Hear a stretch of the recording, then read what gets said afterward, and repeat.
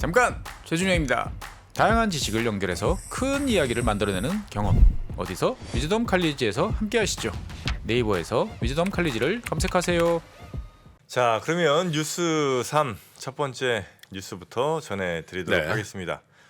일단 자막이 뭐 빡하니 나갔네요. 하반기 주식시장 반등의 조건. 네, 뭡니까 조건이? 일단 상반기를 좀 리뷰해 보자고요. 네. 이제 뭐 6개월이 지났는데 올해 뭐 기억하건대는 1월 4일입니까? 그 개장하는 날 아침에 제가 그런 얘기 한번 했죠. 올해 왜 이렇게 이런 일로 시작하죠? 오스템 임플란트로 시작했어요. 맞습니다. 네. 아침에 뉴스 팍 떴는데 이게 도대체 뭐야? 뭐 1월 3일인가 그랬죠? 네. 예. 횡령이 뭐 천억이 넘어? 뭐 이런 네. 그래서 이런 일이 처음에 나나요? 막 그런 얘기를 하면서 시작을 감이 했죠. 별로 좋지 않다 이런 얘기를 했던 기억이 있는데 2,900선에서 올해 증시가 시작했는데 올해만 21.66%가 빠졌어요. 올해만? 올해 6개월 동안만. 그러니까 상당히 힘들었다는 얘기죠. 어제도 이제 마지막 거래일인데도 코스피가 전 거래일보다 1.91% 빠졌잖아요. 그래서 2,332.64 이렇게 마감을 했습니다. 6월 마지막 거래일을요. 아마 2022년 말 혹은 2021년 말 혹은 2022년 1월 초에 네. 6개월 이후에 2,300포인트 간다라고 생각했던 사람은 아마 거의 없지 않을까요? 없었던 것 같아요. 뭐 최소한 증권회사는 없습니다. 2,300을 제시했던 레인지는 뭐 상상할 수 없는 레인지. 1월 초에. 대체로 뭐 2,750에서 뭐 3,100. 뭐 네, 이 정도 네, 네. 아니었어요? 그래서 상당히 예상과는 다른 결과가 나왔는데 이 거래량을 한번 좀 봤으면 좋겠어요. 그래서 차트가 하나 준비되어 있는데 보십시오. 2022년 월별 코스피 거래량입니다. 왜 거래 대금보다도 거래량을 보는 이유는 네.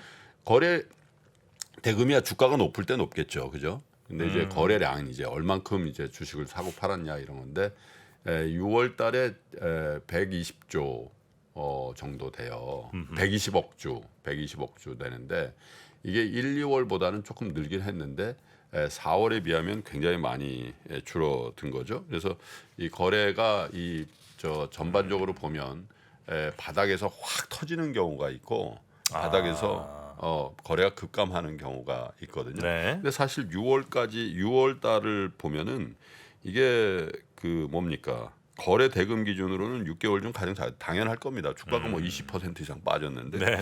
그런데 6월 달만 놓고 보면 사자도 팔자도 적극적이지 않았다. 그런 거죠. 물론 네. 이제 반대 매매라든지 뭐 이런 것들이 나온 건 사실인데 그렇다고 적극적으로 어떤 한 주체가 물량을 쏟아냈다든지 그런 상황은 아니라는 거죠. 기본적으로 매수가 굉장히 취약한 상태에서 매도를 할 수 없었거나 아니면 포기하는 그런 상황까지도 가 있었다. 그리고 일부에 이제 반대 매매 같은 것들이 나오면서 6월 달 한 달에만 13.15%가 빠졌습니다. 근데 아까 제가 이 6개월 동안 얼마 빠졌다 그랬죠? 6개월 동안 21% 빠졌다 네, 그랬잖아요. 근데 6월 한 달에만 13.15%가 빠졌으니까 사실 상반기 빠진 거의 반 이상이 6월 달에 빠졌다. 근데 가장 힘든 6월이었다 이런 얘기가 되는 겁니다. 그래서 2분기를 어떻게 보냐 이거예요. 증권회사들이 네. 또 한번 다음 6개월 지난 다음에 한번 보려 그러는데 그 뭐 7월 것만 일단 좀 볼게요. 7월에 7월 것만. 어느 정도냐?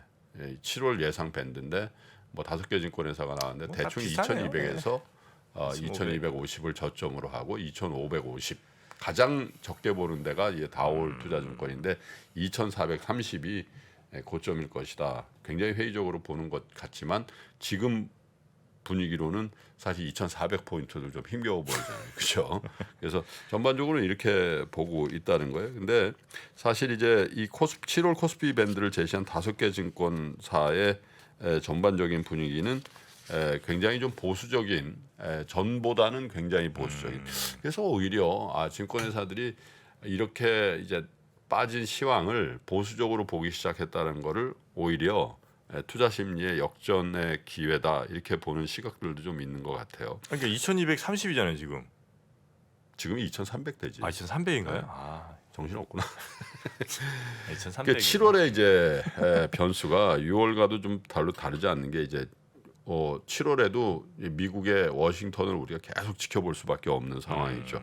13일에 6월 소비자 물가 지수가 이제 발표가 되잖아요. 네. 이제 8.6% 나왔던 게 도대체 어디까지 갈 거냐. 물론 이제 조금 빠질 거라는 전망이 우세합니다만은 빠져도 뭐 8.5 이렇게 나오는 거 빠지는 것도 아니죠. 그래서 대충 그래도 희망컨대는 8%대 초반, 8.1, 8.2 이 정도까지만 빠져도 인플레이션에 대한 피크아웃 이런 얘기들이 많이 나올 것 같고 27일에 이제 FOMC가 이제 열리는데 추가적으로 자이언트 스텝을 할 거냐 이 얘기인데 거의 지금 그렇게 유력해져 가고 있다라는 그런 얘기가 있죠. 네, 그리고 네. 이제 본격적으로 우리 기업들의 2분기 삼성전자를 필두로 해서 2분기 실적 발표가 시작이 되죠.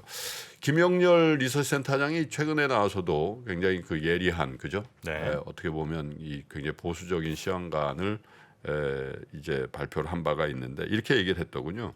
과열된 경제 심리가 냉정을 되찾아서 강력한 수요 활동이 통제가 되면 이제 수요 쪽에서 통제가 되기 시작. 하반기 인플레이션 리스크 수위는 낮아질 가능성이 크다. 지금 얘기하고 있는 인플레이션 피크아웃에 대한 얘기죠. 물론 통화 정책 기조가 또다시 완화 기조로 바꿔지자. 그렇다고 해서 예를 들면 8% 초반 된다고 해서 패드가 입장을 바꾸지는 않는다는 거예요. 그러나 지금까지의 긴축 기조가 완화되는 것만으로도 일부 위험 자산의 가격을 재평가하려는 시도는 충분히 기대된다. 이게 무슨 얘기가 좀 어렵게 진행이 됐습니다만은 패드로 인한 주가 하락은 대부분 다 끝났다. 네. 패드가 뭐 강한 그 긴축 정책을 펴서 주가를 하락시킨 거는 대부분 끝난 거 아니냐. 연준발 주가 하락은 대충 마무리된 것 같다. 이제는 그럼 뭘 봐야 되냐? 경기를 봐야 된다는 거죠. 그죠? 그래서 이제 경기라는 게 뭐 우리 기업들의 또 미국 기업들의 어떤 이익의 총합을 이제 경기라고도 할 수 있는데 과연 이 이익의 조정폭, 이익이 늘어날 거라는 기대는 없어요. 네. 근데 이 이익의 조정폭이 완만하기만 한다면 그건 역시도 어느 정도 주가에 반영된 거 아닌가 이렇게 보는 시각이 있고요. 우리 증시에 어떻게 보면 가장 큰 변수는 뭘까 생각해 보면 환율입니다. 환율만 안정이 되면은 네. 외국인의 어떤 과도한 매도세가 멈춰지지 않을까. 근데 이제 1,400원 어라운드에 1,300원 어라운드에 있기 때문에 사실 여기서의 안정이라는 거는 하향 안정을 얘기하는 거 아니겠어요? 네. 그래서 환율이 좀 안정된다라면 외국인의 매도세가 좀 완화되고 그리고 어떻게 보면 이제 밸류에이션에 대한 저평가 인식 같은 거 이런 것들이 이제 나올 가능성이 있다 이렇게 돼 있는데 2분기 이제 실적에 대해서 대충 기업들의 이익 전망치가 하향 축소되고 있는 상황이 7월달 장세도 그렇게 밝게만은 볼 수 없는 그런 상황이죠. 그래서 종목을 결국은 잘 골라야 된다. 이런 게 이제 7월에도 숙제가 되는데 한국투자증권의 김대준 투자전략팀장의 의견은 업종이 중요한데 IT 하드웨어, 건강관리 업종 이런 데들이 좀 양호한 실적을 내지 않겠냐 이렇게 이제 전망을 해봤습니다. 네. 증권회사 전망이라는 게 뭐 맞을 수도 있고 틀릴 수도 있지만 올해 상반기처럼 완벽하게 틀린 사항도 없는 것 같은데 사실 이거는 뭐 미국계 그 유력한 골드만삭스나 모간 스탠리 네. 또 우리가 자주 거명하는 미국의 유명한 애널리스트 펀드 매니저도 다 같은 상황이긴 해요. 그래서 전반적으로 보면 저희 방송 3프로 TV의 방송에도 강세 시장을 강세 시황으로 변경한 애널리스트들도 많고 약세였다가 다시 이제 강세였다가 다시 약세로 변경한 애널리스트도 많습니다만 예를 들면 저희 방송에 강영현 부장이라든지 네. 또 아까 말씀드린 김형렬 센터장이라든지 아니면 김한진 박사님 그리고 물론 이제 뭐 단기 시황에 대해서는 조금 이견이 있었습니다만은 김영익 박사님이라든지 이런 분들이 이제 장세에 대해서 좀 보수적으로 대응을 하자 이렇게 말씀을 드렸던 것 같은데 어쨌든 7월부터 시작하는 하반기에도 3프로 TV가 시장에 비교적 건강한 시황관을 가진 분들을 밸런스 있게 균형감 있게 여러분들에게 보여주면서 여러분들의 시황관을 조금이라도 네. 보강하는 도움을 드리도록 그렇게 노력해보겠습니다. 증권사들이 참 열심히 뭐 연구하고 네. 또 조사하고 일을 뭐 하긴 합니다만 약간 저는 이 뭐랄까 이 7월 밴드 같은 거 의미가 있냐? 이 의미보다도 이게 정말 그냥 자신들이 공부해서 이게 내린 결론인가 자신들의 논리에 의해서 왜냐면 지금 2330 정도고 2300 뭐 대충 한 3, 40, 뭐 50 요 정도라고 보고 플러스 마이너스 100씩 한 거잖아요 지금 대충 110 플러스 마이너스 100씩 100 정도씩 플러스 네, 한 것 같아요. 플러스 마이너스 150도 있고. 뭐 100, 150 뭐 이 정도 한 건데 이렇게 천편일률적으로 그냥 지금 주가에서 얼마 이렇게 하는 거는 조금 물론 어떤 로직으로 나온 건지 뭐 저는 잘 모르겠습니다만 좀 더 이렇게 자신만의 어떤 주관 혹은 뭐 우리의 정말 뭐 예를 좀 강하게 본다고 하면 정말 좀 높게도 한번 좀 용기 있게 가보고 물론 이제 틀리는 거에 대해서 부담은 많이 되시겠지만 너무 이렇게 또 어떻게 생각해요, 정프로는? 저요. 하반기 저는 하반기는 이제 많이 보죠. 저는 한 3천을 보는데 본다. 근데 이제 7월만 보자면 뭐 2천 한 5, 600은 저는 가야 된다고 봅니다. 간다고 보고요. 네. 네. 근데 물론 알았어, 이렇게 볼 수도 적어놨어. 있고 적어놨어요? 2000 뭐 2천 뭐 밑으로 떨어지는 전망도 좀 있고 뭐 이렇게 좀 돼야지. 이게 다 똑같이 그냥 2천 뭐 200 뭐 집에서 뭐 2,500 이건 조금 너무 용기 없는 거 아닌가. 네. 물론 이제 그들의 용기를 좀 가질 수 있도록 또 우리 투자자분들도 좀 너그럽게 봐주실 필요도 있겠습니다만 그런 생각이 살짝 들었다는 말씀을 좀 드립니다. 두 번째 뉴스 갈까요? 네. 네. 가주세요. 네. 아 머리야. 상반기 얘기 하나만 더 하겠습니다. 네. 상반기 투자 우리 계속 상반기 얘기야. 네, 투자 성적을 보니까 기관이 괜찮았고 요 뉴스가 네. 이제 매번 이제 1년에 2번 내지 3번 나오거든. 상반기에 기관 투자가 외국인 투자가 그리고 개인 투자자들도 이제 두 개로 나누는 거예요. 이제 한국에 투자한 개인 투자자, 미국에 투자한 개인 투자자 성적표. 네. 표 하나 보여주세요. 성적을 이제 나누자면 이게 뭐 다 맞는 건 아니에요. 왜 상위 매수 종목 올해 상반기에 각 매수 주체별로 가장 많이 산 5개 종목을 가지고 하는 거니까 네. 그걸 뭐 쭉 해가지고 뭐 100개 종목 이렇게 나누면 또 성적이 달라질 수도 있겠죠. 미세하게 나와. 근데 어쨌든 유력한 종목들의 수익률 분석을 해본 거예요. 그래서 기관 투자자, 외국인 투자자, 그리고 우리 시장에 투자한 개인 투자자, 그리고 미국 시장 투자자 이 순서라는 거예요. 순서가 보시면 올해 상반기 투자 수익률이 기관은 평균 수익률이 마이너스 5%. 저 평균 수익률이라는 게 상위 5%, 상위 5개 종목의 평균 수익률이에요. 근데 보시면 제일 많이 산 게 LG 에너지솔루션 당연할 겁니다. 왜냐하면 저 공모가 됐잖아요. 그래서 저 LG 에너지솔루션이 제일 많이 샀는데 11% 마이너스를 났고 그 다음에 빨간 게 2개 있어요. 그래도 삼성 SDI와 KT. KT가 아주 군계 일학입니다. 네. 네, 경기 방어주 성격이죠. 네, 그런데 KT가 그렇게 하락을 하다가 올해 상반기에는 대형주 중에 제일 많이 오른 종목이라고 할 수 있죠. 11.1%가 올랐어요. 저 KT로 전체 수익률을 끌어올려서 마이너스 5% 난 거예요. 그래서 JB금융지주 또 신한지주 뭐 이런 금융주들도 샀는데 저것도 어쨌든 시장 수익률보다는 비틀했죠. 왜냐하면 21% 빠졌는데 마이너스 3, 마이너스 13이니까 네. LG에너솔루션. 그래서 기관 투자자들이 그래도 큰 하락세에서 선방을 했다 이런 거고요. 외국인은 외국인이 금융주를 저렇게 많이 샀어요. 우리금융주주, KB금융주주, 하나금융주주 그런데 다 13%에서 15% 이상 마이너스가 났고 딱 하나 현대글로비스가 4.4% 네. 상승을 해서 이 5개 종목을 평균하면 12.3% 마이너스다 이런 거죠. 그러니까 외국인도 용변이 제주 없다는 겁니다. 근데 이제 그 우리나라 이제 증시에 투자한 개인 투자자들 역시 삼성전자, 네이버, 카카오, 우선주, SK 시총 상위 종목들 위주로 샀다는 거예요. 그런데 제가 왜 이 표를 들어드리냐면요. 예전에 이렇게 하지 않았어요. 저게 삼성전자, 네이버, 카카오, 삼성전자, SK가 외국인과 기관 투자가 많이 사는 투자고 거고.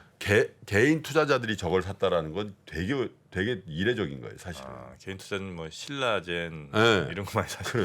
셀트리온, 셀트리. 네? 네. 이런 거가 상위 종목이거든, 사실. 네. 근데 어쨌든 우리나라 대표 기업을 계속 물을 탔 거죠, 저게 사실은. 그럼에도 불구하고 13%, 17, 21, 하이닉스마저도 16.8%. 그래서 평균 5개 종목의 상위 종목의 평균 수익률 마이너스 15.6%인데 이제 미국에 투자한 거 한번 볼까요? 순매수에 저게 테슬라 거의 20%, 프로셰어스 울트라 프로 QQQ 유명한 거죠. 네. 레버리지죠. 43%. 또 저 데일리 세미컨덕터라고 저런 것도 많이 샀네. 저 곱하기 3배, 53%. 아 반도체 ETF 네, 3배. 3배짜리. 와. 엔비디아 31%, 애플마저도 15%. 예. 그러니까 뭐 엔비디아, 테슬라 이런 것들이 사실 삼성전자보다도 훨씬 더 저조한 수익률을 보낸 거죠. 삼성전자가 이제 마이너스 13%였거든요. 예, 그래서 결국은 그 미국에 투자한 분들의 수익률이 아주 안 좋았던 거는 저겁니다. QQQ하고 디렉션 데일리 세미컨덕터스 불 3배짜리. 예, 이게 3배짜리니까 마이너스 뭐 43, 53 이렇게 나온 거고요. 반도체 중에 엔비디아가 그렇게 잘 나가더니 31% 마이너스가 났다는 겁니다. 그래서 전반적으로 보면 좀 말씀드린 것처럼 뭐 굳이 순위를 말씀드려야 될지 모르겠습니다. 기관 외국인 그리고 우리 시장에 대한 개인 또 미국 시장의 개인인데 저거는 어떻게 보면 영원하진 않습니다. 만약에 하반기에는 장세에 따라서 저런 대형주가 다시 가버리면 네. 또 개인 투자자가 역전할 수 있는데 어쨌든 매매 패턴은 전하고 좀 많이 다른 네. 그런 상황이 됐다. 네, 그냥 이제 나온 수치는 요 정도인데 외국인들은 저 달러로 바꿔서 환으로 샀을 거 아니에요, 원으로. 그렇죠. 그러면 저 마이너스보다 훨씬 더 깨진 거지. 더 깨진 거예요? 더 깨진 거죠. 아 그런가요? 예. 달러를 원화로 바꿔서 1월 달에 샀잖아요. 아. 그러면 외국인 입장에서는 예. 10%더 깨진 거지. 1월에 산 걸 지금 6월 말로 계산을 한 거죠? 그렇죠. 1월에 샀다기보다는 6개월 동안 계속 누적으로 산 거를. 그렇죠. 그러니까 6월 달에 산 사람들도 있고 뭐 그렇지만 그걸 이제 평균 내보면 1, 2, 3월 달에 산 외국인들은 추가로 적어도 5에서 10% 깨진 거죠. 네, 환손실이 난 거죠. 네네네. 자, 제가 그랬잖아요. 뭐 용병이 제일 좋다. 네, 용조만 빼고 싶습니다. 네. 자, 세 번째 뉴스 한번 가볼까요? 네, 이것도 이제 미국의 상반기 결산인데 S&P가 연초 기준으로 21% 빠졌어요. 아까 제가 우리 주식 얼마 빠졌다 그랬죠? 우리가 21%. 예, 똑같이 빠졌어요. 아, 그러네요. 코스피. 예, 그런데 이게 52년 만에 가장 낮은 거예요. 반기 실적으로 52년 전에 1970년 상반기 이후에 가장 낮은 거. 그러니까 여러분 생각해 보죠. 52년 만에 가장 큰 하락폭. 그러니까 미국 투자자들이 52년? 예. 반기 기준으로 상반기 기준으로. 아니 그 막 뭐 별별 일들이 많이 있었잖아요 미국에. 예. 그 금융위기 뭐 예, 그렇지 않았다는 거예요. 예. 이렇게는 안 빠졌다는 거예요. 예. 그리고 분기 기준으로 이제 2분기 기준으로만 보면 2020년 1분기 S&P 500이 2020년 1분기 이후 최저고 나스닥은 2분기에만 22%가 빠졌는데 이건 2008년 금융위기 이후에 처음이에요. 그래서 가파르게 빠지면 가파르게 반등했다는 거예요. 미국 주식이 네네. 금융위기 때도 가파르게 그냥 막 무너지듯 가파르게 반등해서 평탄화됐다라는 거죠. 이렇게 반년 동안 쭉 빠진 날은 근데 이제 50년 그게 만에. 이제 이런 거죠. 예를 들면 빠지기 시작한 달, 예를 들면 9월부터 3월까지 이렇게 자르면 더 많이 빠진 달도 있겠지. 근데 1월부터 6월까지를 잘랐을 때 이제 그렇게 됐다는 거예요. 그래서 굉장히 힘든 장을 경험했다라는 거죠. 실제로. 그래서 네. 근데 어제 또 한 분이 고춧가루 확 비워버리더만. 루비니, 네네네. 닥터둠. 네. 뭐라 그러는 줄 알아요? 뭐 더 빠진다고 주가가 그랬죠? 50% 더 빠진다. 이분은 좀 이번에 찾아올 경기 침체는 스태그플레이션과 금융위기를 동시에 동반하기 때문에 증시 하락은 50%에 이를 것이다. 이건 안 됩니다. 이렇게 그게 뭐 만들는지 모르겠지만 그냥 한번 까보고 싶어요 계좌를. 주식 안 하겠지. 그래서 이렇게 얘기를 했어요. 경기 침체가 강할지 약할지 관계없이 역사적으로 보면 증시가 추락할 여지가 매우 크다. 그래서 최근에 1, 2주간 보인 반등은 그야말로 데드캣 바운스에 불과하다. 이렇게 데드캣 바운스 뭐예요? 죽은 고양이를 빌딩에서 떨어뜨려도 살짝 올라온다 이런 거잖아요. 그래서 이 닥터둠이라 불리는 루비니 교수가 앞으로도 주식시장은 희망이 없다. 지금이라도 팔아야 된다 이런 논조의 인터뷰를 했는데 과연 6개월이 지난 다음에 미국 주식을 포함해서 한국 주식은 루비니 교수가 걱정할 대로 될는지 아니면 우리 정프로가 희망컨대 크게 반등할는지 한번 같이 6개월을 달려보시죠. 정프로 vs 루비니. How about that? 김한진 박사와 워런 버핏. 3%가 굉장히 글로벌. 네, 어떻게 결론 나는지 여러분 지켜봐 주시기 바랍니다. 자, 그러면 뉴스는 이 정도로 마무리하고요. 우리 또 박병창 부장님 모시고 오늘 이야기 좀 나눠보도록 하겠습니다. 잠시 광고 듣고 오겠습니다. 이게 지금 현재 제가 운영하고 있는 포트폴리오입니다. 그렇지만 진작 낭만은 무엇인가? 수익을 내는 것만이 낭만일까요? 가진 자가 잃지 않고 지키기 위한 전략이다. 단순히 실적이 잘 나오고 있는 게 아니라 본인이 정말 자신 있는 종목에 저희가 선정하신 분은 저희가 지난주 했었던 실습 미션의 혜택이 공개가 됩니다. 추가 합격자 중 한 명은